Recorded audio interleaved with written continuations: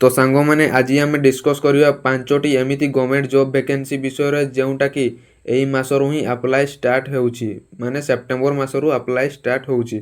तो जदि आप 10th पास किंबा 12 पास किंबा +3 करिसेंती तबे वीडियो शेष पर्यंत देखंतु एवं केउ जॉब पई एलिजिबल ताहा अप्लाई करंतु एवं मते कमेंट माध्यम रे निश्चय जणाइबे जे आपण केउ जॉब पई एलिजिबल। तो चलंतु देखिबा प्रथमे कोन रहिछि।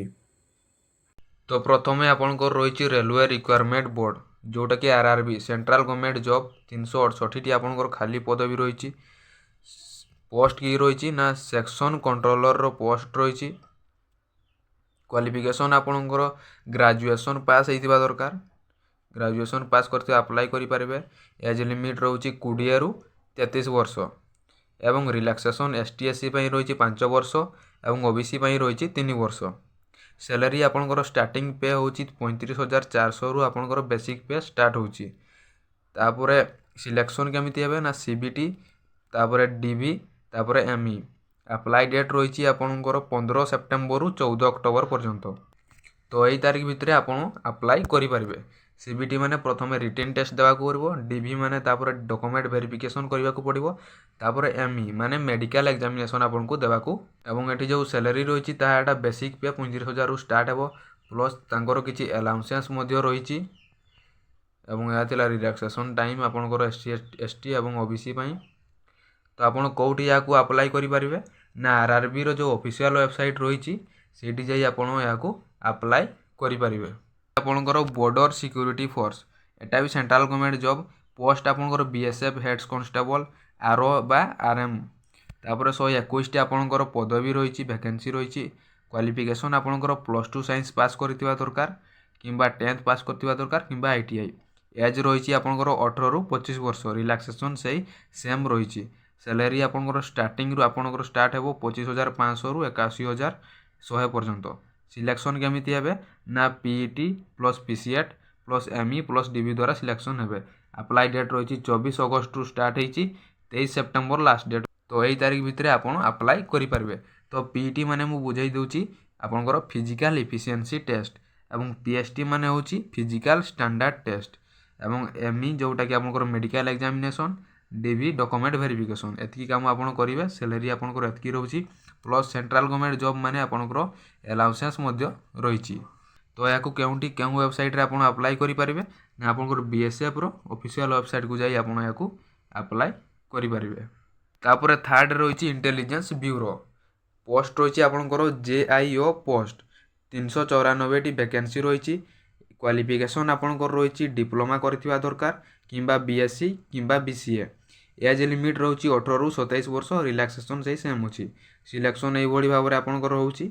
अप्लाई डेट आपनकर रही 23 अगस्त रु स्टार्ट हो जाइए 14 सेप्टेम्बर पर्यंत रही। तो एतकी भितर आपन अप्लाई करें। तो प्रथमे आपन को सिलेक्शन होगापी टायर 1 पास करने को पड़ो तापर टायर 2 तापर स्किल टेस्ट रही तापर इंटरव्यू आपन पास करवा दरकार। तो सैलरी कथा मुझे आपको कहवाक भूली जाइए। सैलरी आपनकर प्रथमे स्टार्ट होची 25,000 रु स्टार्ट होची 81,000 पर्यंत आपनकर सैलरी रोची। तो सेंट्रल गवर्नमेंट जॉब होइतिबारु आपनकर बहुत प्लस अलाउंसेस मध्य रही। तो आपन कोठी या अप्लाई करें ना यार ऑफिशियल वेबसाइट को जाई आपन अप्लाई करें। आईबी रो ऑफिशियल वेबसाइट को जाई आपन अप्लाई करें। तापर 4 रे रही आमर आईबीपीएस आरआरबी क्लर्क पोस्ट रही आमर ओडिशा ग्रामीण बैंक रे पोस्ट रहिबो 7,972 पदवी रही। क्वालिफिकेशन आपनकर ग्रेजुएशन पास करथिबा दरकार। एज रही 18 रु 28 वर्ष। रिलैक्सेशन सेम रही। सैलरी 45,000 रु स्टार्ट रही। एग्जाम प्रिलिम्स तापर मेन तापर डीएम। अप्लाई डेट 1 तारिख रु 21 तारिख पर्यंत। तो देखो एठारे बहुत अधिक पदवी खाली रही 7,972 पदवी खाली रही। क्वालिफिकेशन बेसी किसी मागिनी ग्रेजुएशन पास करथिबा दरकार। तो या निश्चित भाव आप अप्लाई कर दिंतु। सैलरी आपनकर स्टार्टिंग 45,000 रोचे। तो सेंट्रल गवर्नमेंट जॉब रोचे तेणु प्लस अलाउंसेस मध्य रही। तो प्रिलिम्स आपन को प्रथमे पास करने को पड़ो तापर मेन डॉक्यूमेंट वेरिफिकेशन। तो डीएम मु लिखि देछि भूल रे एटा डीवी हेबो। डॉक्यूमेंट वेरिफिकेशन आपन को करबा को पड़ो। तो अप्लाई डेट हमरो सेप्टेम्बर 1 रु 21 पर्यंत रही। तो शीघ्र शीघ्र आपण जाइए अप्लाई कर दिंतु आमर IBPS जो वेबसाइट रही यार ऑफिशियल वेबसाइट IBPS रही से जाइए आप अप्लाई कर दिंतु।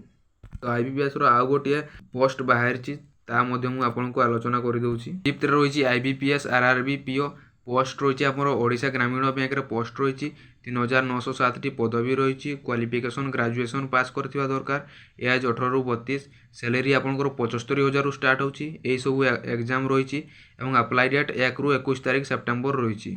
तो सांग माने IBPS रो सबुठु अधिक वैकेंसी बाहरी RRB PO रे आपनकर बाहरी 3907 टी एवं पूर्वर मु कहिदिली RRB क्लॉक रे बाहरी 7972 टी पदवी बाहरी।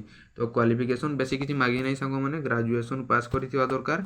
सैलरी आपनको बहुत मोटा अंकर मिलुछु 75,000 जहा रही एवं प्लस सेंट्रल गवर्नमेंट जॉब होइतिबारु अलाउंसेस मध्ये बहुत किछि अछि। प्रिलिम्स प्रथमे आपनको पास करिया को पड़िबो तापर मेन तापर डॉक्यूमेंट वेरिफिकेशन करिया को पड़िबो तापर इंटरव्यू रही इंटरव्यू रे पास कले गला मात्रे आपण जॉब टी को पाई परिबे। अप्लाई डेट हमरो सेप्टेम्बर 1 रु स्टार्ट हेई सारिछि एवं लास्ट डेट 21 तारिख रही। तो शीघ्र जाइकी हमरो IBPS रो जो वेबसाइट रही सेठी जाइकी आपण अप्लाई करनियंतु। तो सांग माने एई बडी जॉब अपडेट एवं एग्जाम्स गुडी को संबंध रे सर्वप्रथमे जानिया पई आम चैनल टी को निश्चय भाबरे सब्सक्राइब कर दियंतु।